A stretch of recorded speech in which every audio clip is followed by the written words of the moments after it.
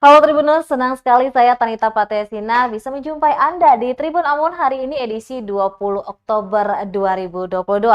Selama beberapa menit ke depan kami akan menghadirkan sejumlah informasi terupdate dari Kota Ambon dan sekitarnya. Inilah Tribun Ambon hari ini, kita mulai dengan berita pertama.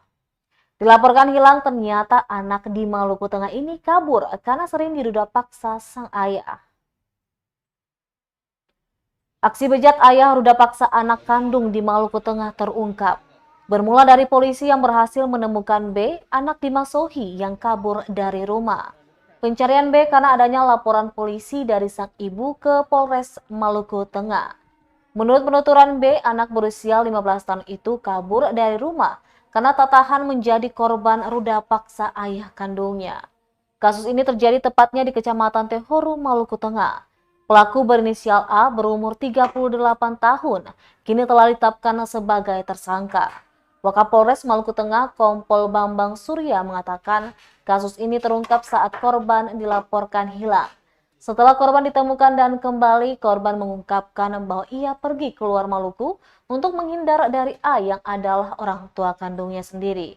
Aksi bejat sang ayah dilakukan sejak 2018 hingga tahun 2022.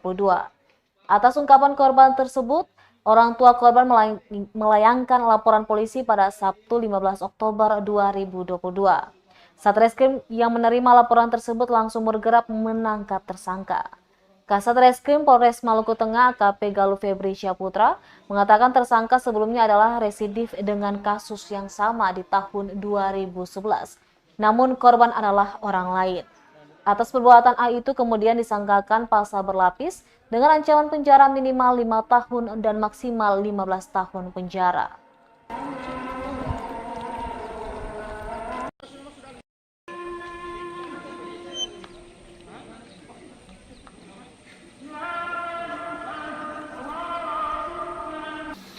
Baik, tindak pidana ini berawal dari laporan polisi yang kita terima di SPKT pada tanggal 15 Oktober 2022 dengan laporan terkait kronologis kejadian bahwa pada bulan Juli tahun 2022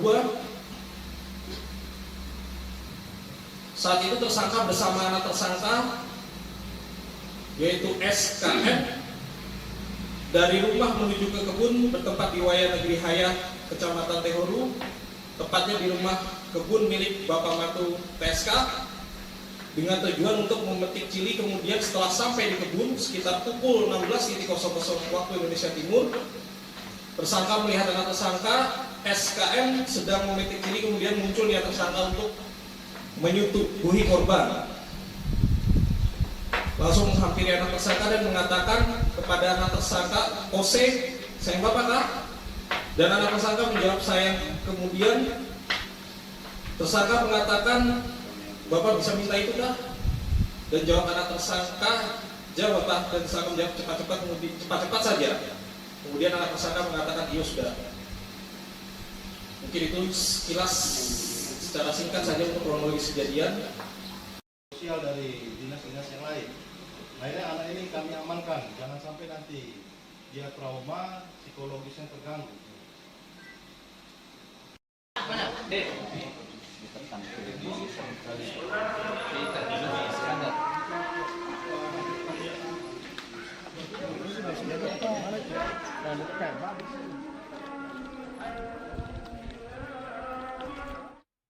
Tribuners, anak usia 6 tahun di Kota Ambon hanyut terseret arus selokan, terpeleset saat hujan lebat. Seorang anak usia 6 tahun bernama Fairuz Rabani terpeleset lalu terseret arus selokan Selasa 18 Oktober 2022. Peristiwa di Dusun Air Kuning, Silimau, Kota Ambon itu saat Fairuz tengah bermain di samping selokan dekat rumahnya. Kepala Bidang Peralatan dan Logistik BPBD Kota Ambon, David Pasal mengatakan, kejadian tersebut terjadi saat hujan lebat diperkirakan sesudah azan azhar atau sekitar 4 sore hari waktu Indonesia Timur. Saat ini lanjutnya pihaknya masih melakukan pencarian terhadap Fairuz. Proses ini melibatkan SAR gabungan dan warga Dusun Air Kuning. Berdasarkan pantauan tribunambon.com, personel SAR gabungan yang dibagi menjadi 2 tim ini mencari sampai ke hulu pembuangan selokan tersebut. Tim yang pertama bertugas menyisir daerah tempat kejadian di Dusun Air Kuning, dan tim kedua melakukan proses pencarian dari hulu sungai menuju ke tempat kejadian Dusun Air Kuning. Adapun puluhan warga setempat yang ikut membantu proses pencarian.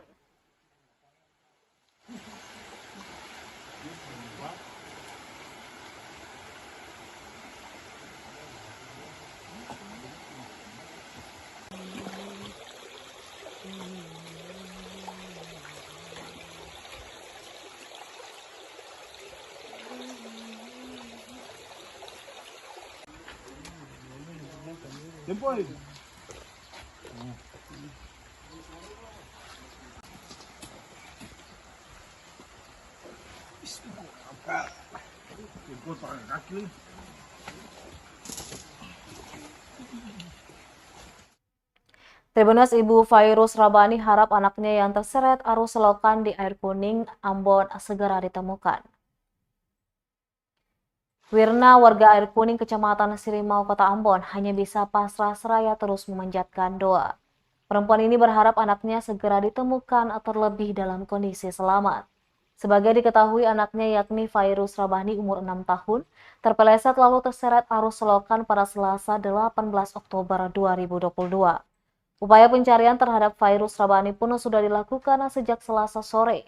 Namun sayangnya belum ada tanda Fairuz Rabani ditemukan. Wirna pun dalam wawancara bersama tribunambon.com Kamis 20 Oktober 2022 pagi menceritakan kronologi sebelum anaknya hilang.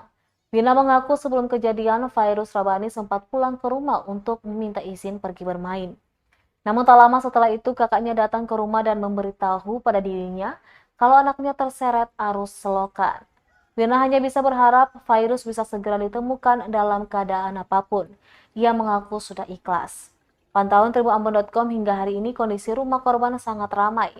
Banyak keluarga yang datang sekaligus mendoakan agar korban segera ditemukan.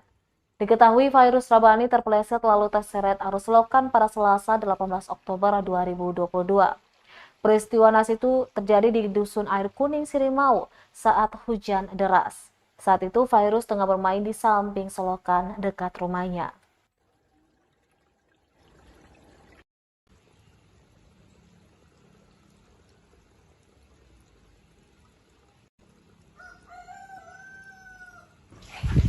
Kejadian hari Selasa sore, habis asar Itu jam 4 lewat. Fairuznya dia pernah Fairuz Rabani, Fairuz Rabani itu pas habis sholat ya ibu ya? iya habis sholat. Tadi sempat kita lihat ada talur-talur tuh ibu, itu ada tindakan apa ibu dari keluarga? Sudah upaya cari, sudah pencarian, cari semua sudah berusaha juga Sampai dari keluarga, masyarakat sekitar sini, bantuan relawan, Bapak harapannya ibu mohon maaf, semoga ketemu saja walaupun ditemukan. bisa ini lagi kan. Harapan kami Semoga cepat ketemu. amin.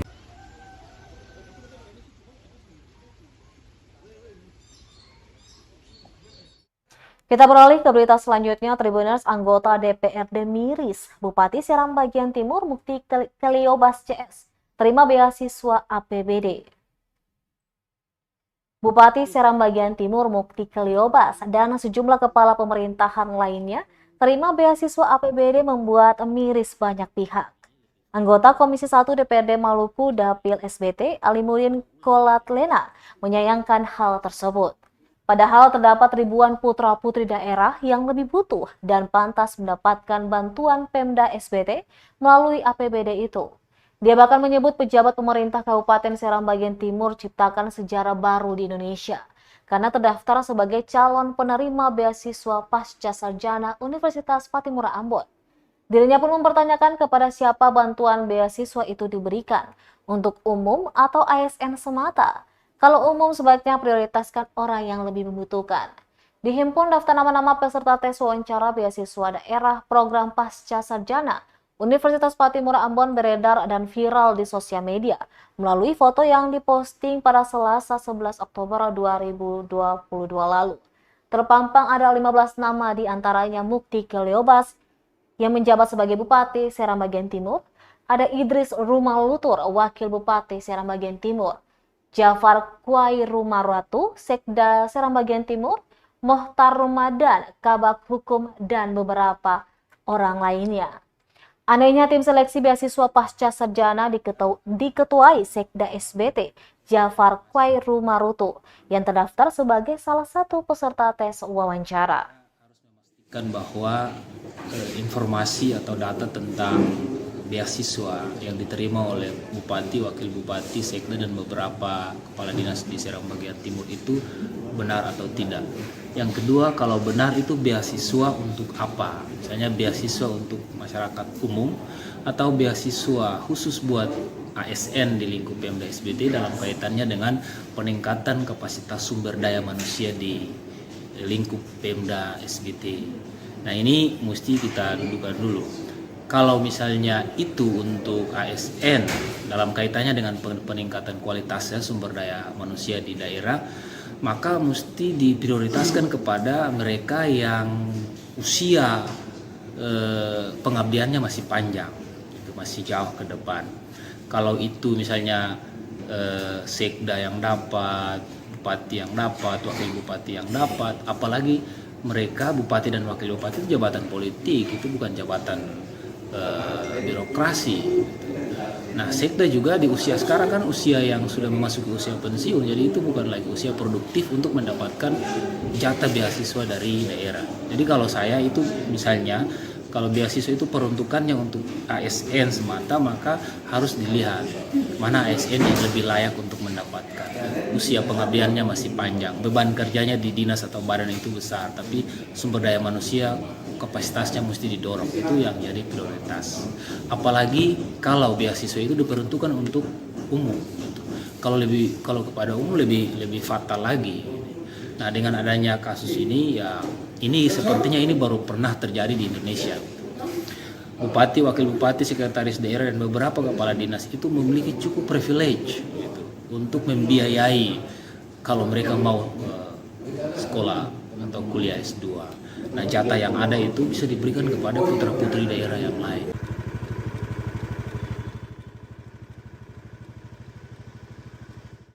Selanjutnya, Tribuners, pemerintah Provinsi Maluku akhirnya angkat bicara masalah Ruko Mardika.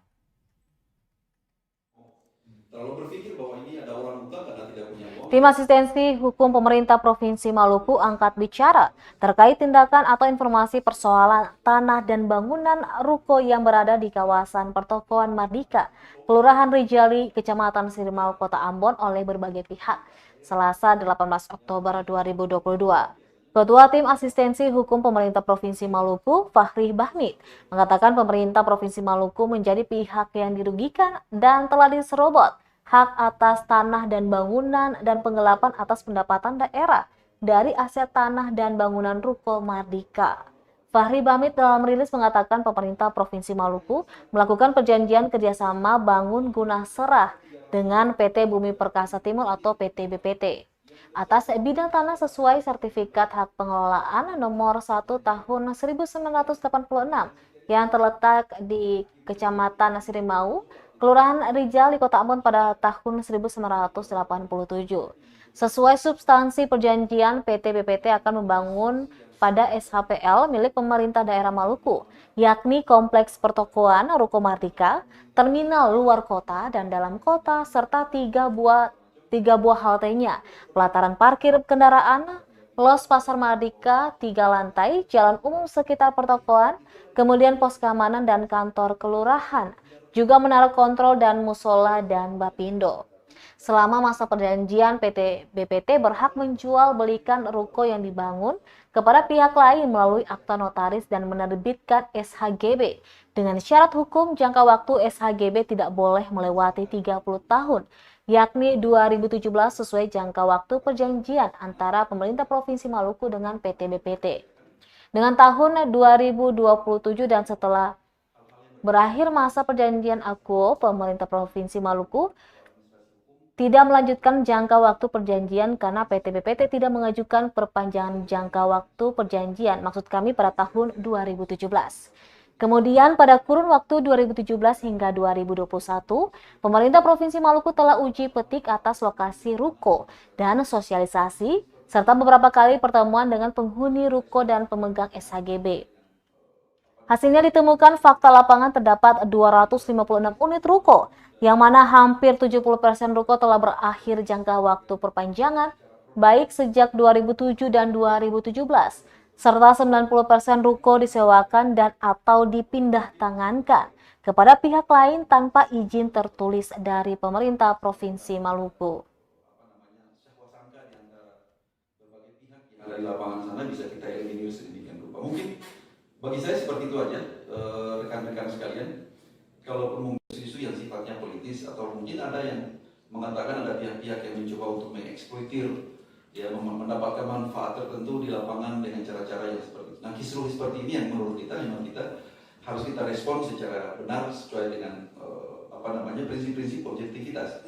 Nah, ini dalam rilis ini sebenarnya kami sudah mencoba untuk mendudukan secara historis, kemudian secara kronologis, ya, sampai dengan apa-apa yang sebenarnya terjadi di sana, kira-kira kayak gitu.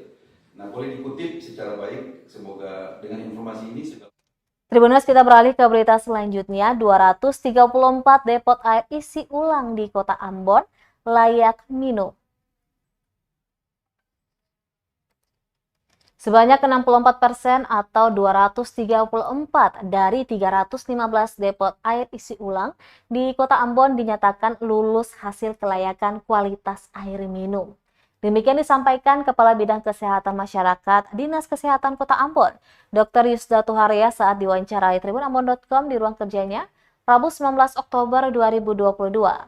Sementara untuk 81 depot air isi ulang yang belum diuji tersebut, belum waktunya untuk diuji di laboratorium ataupun ada yang menolak dilakukan pengujian.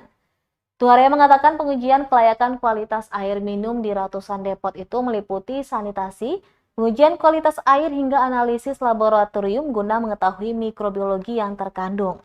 Untuk sanitasi, kata Tuharia, diperiksa oleh puskesmas masing-masing pada wilayahnya per bulannya. Sementara pengecekan laboratorium tiap 6 bulan sekali. Tuharia menjelaskan bila ditemukan depot air isi ulang tidak memenuhi standar, maka akan dibina kembali dan 14 hari kemudian akan diuji sampel dan diuji kembali. Tuharia menyarankan warga untuk meminta sertifikat layak hygiene sanitize depot air isi ulang guna memastikan kelayakan air di tempat tersebut. 2014 tentang depot air minum, mestinya tuh kan ada pemeriksaan yang wajib kita lakukan setiap bulan. Tapi ketong pakai acuan Perda tentang kualitas air minum. Kalau di Perda itu diatur kalau saya salah per 6 bulan ketong periksa kualitas air minumnya. Jadi ketong masih pakai itu, masih pakai Perda. Karena ketong tahu bahwa kalau ketong lakukan per bulan itu pengusaha merasa keberatan, dan pembebanan biaya itu memang akan ke konsumen. Tapi ketong tidak bicara tentang biaya dulu, karena sebenarnya tupoksi Dinas Kesehatan adalah memastikan masyarakat Kota Ambon itu sehat, ya, untuk apapun yang dia konsumsi, baik itu air maupun makanan, ya. Jadi itu poinnya. Jadi sekalipun kita melakukan pemeriksaan mikrobiologi itu per 6 bulan, tetapi pengawasan yang dilakukan oleh teman-teman puskesmas, inspeksi sanitasi itu per bulan.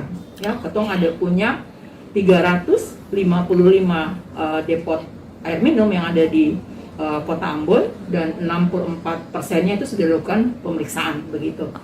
Nah, ketong memang punya kendala bahwa ada beberapa depot yang menolak untuk dilakukan pemeriksaan kesehatan, uji kualitas air. Tapi ini ketong tindak lanjuti dengan bersurat, ya, ketong bersurat ke desa menyampaikan bahwa depot ini menolak untuk melakukan pemeriksaan kesehatan seperti. Tribuners, berikut ini cara untuk mengetahui depot air minum mana di Kota Ambon yang aman dan layak untuk diminum. Kepala Bidang Kesehatan Masyarakat Dinas Kesehatan Kota Ambon, Dr. Yusda Tuharia memberikan tips membeli air dengan kualitas baik di depot air minum di Kota Ambon. Untuk menentukan depot air minum di Ambon yang memiliki kualitas air baik, Tuharia menyarankan warga untuk tak ragu menanyakan sertifikat layak hygiene sanitize. serta bukti pemeriksaan laboratorium di depot air minum tersebut. Kedua sertifikat itu sekaligus menjamin kebersihan air maupun peralatan pengolahan air di depot tersebut. Sekaligus juga berarti depot air minum itu diawasi, diperiksa kualitas airnya, dan dinyatakan layak konsumsi oleh Dinas Kesehatan Kota Ambon. Diketahui tercatat ada 315 depot air minum di Kota Ambon, namun baru 64% atau 234 depot air minum yang telah lolos layak hygiene sanitize. Sementara 81 sisanya memang belum waktu untuk diperiksa atau beberapa lainnya menolak untuk diperiksa. Tuare menjelaskan berdasarkan Peraturan Menteri Kesehatan Nomor 43 Tahun 2014, tiap 6 bulan sekali Dinas Kesehatan akan mengambil sampel air per depot air minum untuk diuji senyawa kimia, mikrobiologi yang terkandung di dalam air. Sementara tiap bulannya, tiap puskesmas di Kota Ambon akan mengecek sanitasi tiap depot air minum seperti pipa dan instrumen lainnya. Kalau mau membeli galon, tanyakan dulu dia punya sertifikat layak hygiene sanitasi KSEM, lalu dia punya bukti pemeriksaan laboratorium tahun berjalan KSEM. Tahu seperti itu. Jadi kalau misalnya di tahun 2022 dia minta bukti pemeriksaan laboratorium. Karena kan kalau sertifikat layak hygiene sanitasi berdasarkan Permenkes tadi 43 tahun 2014 itu dia berlaku 3 tahun. Tapi kan kalau pemeriksaan laboratorium itu kan kita melakukan setiap saat, setiap tahun. Jadi dia minta itu ada tidak pemeriksaan laboratoriumnya, ada tidak sertifikat layak hygiene sanitasinya. Sementara kalau untuk yang mengolah sendiri air minumnya di rumah, kita harus ingat memang sekarang minyak tanah mahal. Jangan sampai akan babui sedikit saja langsung bilang sudah nih bekas mati kompor dulu ya, kita lihat 3 sampai dengan 5 menit setelah mendidih. Tapi jangan juga lewat dari 5 menit karena dia akan menjadi kapur. Jadi kalau kurang menyebabkan penyakit menular, kalau lebih menyebabkan penyakit tidak menular.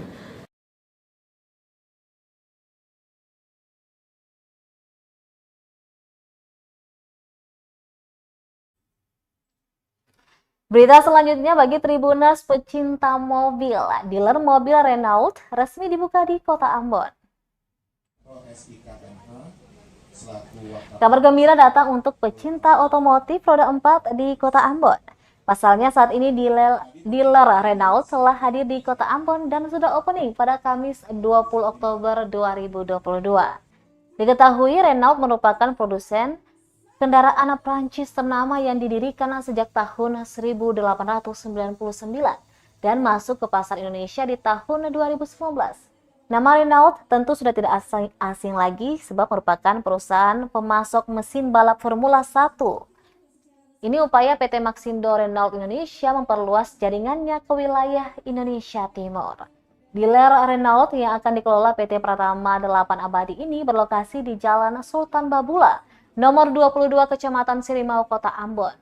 Chief Operation Officer MRI, Davi Tuwilan, mengatakan bahwa semangat luar biasa dari PT Pratama 8 Abadi dapat membawa brand Renault menjadi yang terdepan dalam industri otomotif, sehingga dapat berkontribusi positif bagi masyarakat Kota Ambon. Sementara itu, Direktur PT Pratama 8 Abadi Dian Pratama Tasan mengungkapkan dealer Renault dirancang dengan desain modern dan minimalis serta dilengkapi dengan layanan 3S, sales, service, dan spare part, sehingga memberikan kenyamanan dan pelayanan terbaik bagi pelanggan. Adapun 3 tipe kendaraan Renault terlaris yaitu Renault Triber, Quid Climber, dan Kiger dapat dilihat langsung di showroom Renault Maluku yang beroperasi Senin hingga Sabtu pukul 8:30 pagi hingga pukul 6 sore hari. Unit test drive juga telah tersedia sehingga pelanggan dapat merasakan pengalaman berkendara yang menyenangkan dan semakin yakin untuk memiliki mobil Renault. Dalam rangka pembukaan, Renault Maluku memberikan promo menarik berupa hadiah langsung produk elektronik bebas pilih bagi pelanggan yang membeli mobil Renault tipe apapun. Promo ini berlaku hingga 31 Desember 2022.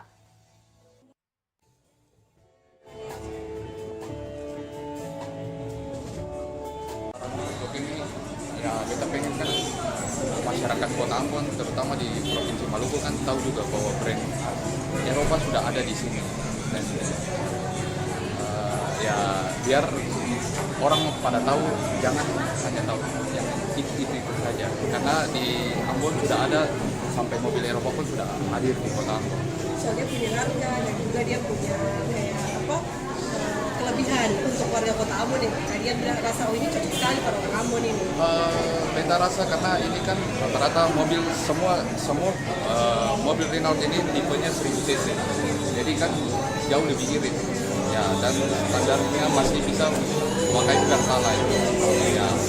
Bisa angkut banyak tadi cocok Ya. dengan kata orang Ambon. Bisa karena kemarin beta yang coba sendiri naik gunung pun oke saja ya. Dia proyeksi penjualan di kota Ambon kayak gimana? Ya beta belum bisa mengungkapkan bahwa angkanya bisa, tapi ya beta berharap ke depan banyak, jauh lebih daripada yang apa yang beta inginkan. Hari ini dan menjadi saksi dalam grand opening Renault Dealer Maluku. Akhir kata saya Puspa pamit undur diri. Wabillahi taufiq wal hidayah. Wassalamualaikum warahmatullahi wabarakatuh. Baik, Tribuners, demikianlah Tribun Ambon hari ini edisi 20 Oktober 2022. Saya Tarita Patiasina beserta tim redaksi yang bertugas undur diri. Sampai jumpa lagi dan amato. Terima kasih sudah nonton. Jangan lupa like, subscribe, dan share ya.